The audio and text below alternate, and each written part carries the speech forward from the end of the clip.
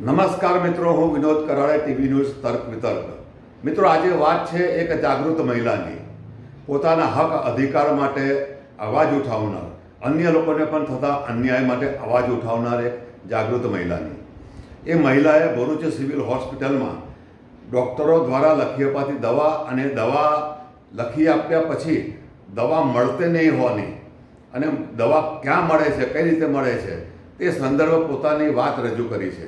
એમણે મને ગઈકાલે ફોન કર્યો હતો, પણ તે સમયે હું અને મારા સહયોગીઓ ભરૂચ શહેરમાં નહીં હોવાથી મેં તેમને કહ્યું હતું કે બેન, તમને જે રીતે લાગે તમને એ રીતે તમે વિડીયો ઉતારી લો અને તમારી જે વાત છે, વ્યથા છે તે તમે વિડીયોમાં કંડારી લો અને પછી હું તેને બતાવીશ. અને જાગૃત મહિલાએ તેમની રીતે તેમને જે રીતે આવડ્યું એ વિડીયો અને અન્ય એક વ્યક્તિ, એક દર્દીનો વિડીયો એમને લીધો છે.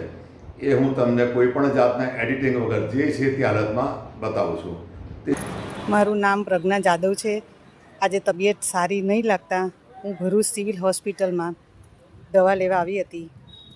20 નંબરમાં ફિઝિશિયન ડૉક્ટરને મારી તકલીફ જે હતી તે બતાવતા એમણે દવા મને લખી આપી હતી અને જણાવેલ કે 25 નંબરની બારી ઉપરથી દવા લઈ લેવી.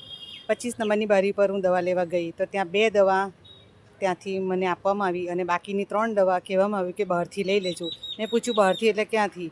એટલે એમણે કહ્યું કે પાછળ એક 50% રાહત દરે તમને મળે તે સ્ટોર છે દવાનો, ત્યાંથી લઈ લેજો. પ્રધાનમંત્રી 50% રાહત દરની દવાની દુકાન, એવું મને એમણે જણાવ્યું. એટલે હું ત્યાં લેવા ગઈ તો ત્યાં પુષ્કળ લાઈન હતી અને ત્યાં ઘણા બધાને દવા માટે લાઈનમાં ઊભું રહેવું પડ્યું હતું. 25 નંબરની બારી ઉપર દવાની ભીડ જ નહીં, કેમ કે ત્યાં 1 કે 2 જ દવા ત્યાંથી મળે છે, બાકીની બધી દવા બહાર બધાને લેવા જવું પડે છે.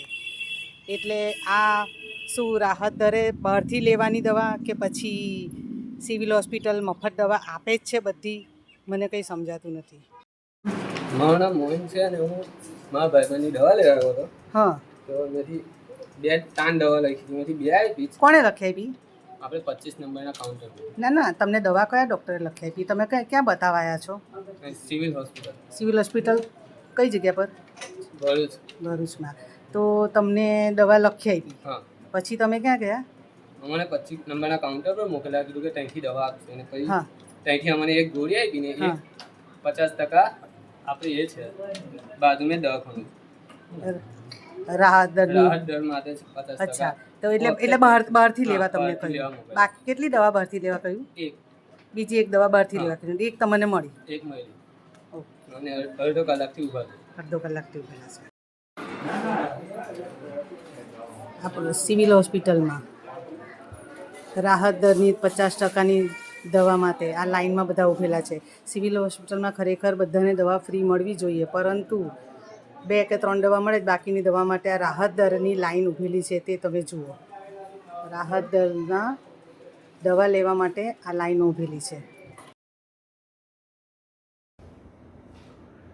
તો મિત્રો, તમે જોયું ભરૂચના જાગૃત મહિલા પ્રજ્ઞાબેન જાદવે ભરૂચ સિવિલ હોસ્પિટલ મેનેજમેન્ટની બેદરકારી, લાપરવાહી, લાલિયાવાડીના કારણે દર્દીઓને પડતી સમસ્યા, તકલીફને, દરેકની તકલીફને પોતાની તકલીફ સમજીને પોતાની રીતે એમને જેમ આવડ્યું તેમ આ વિડીયો થકી પોતાની વાત લોકો સુધી પહોંચે, આ સિવિલ હોસ્પિટલના નફ્ફટ તંત્ર સુધી પહોંચે, તે તેમનો એક પ્રશંસનીય પ્રયાસ છે.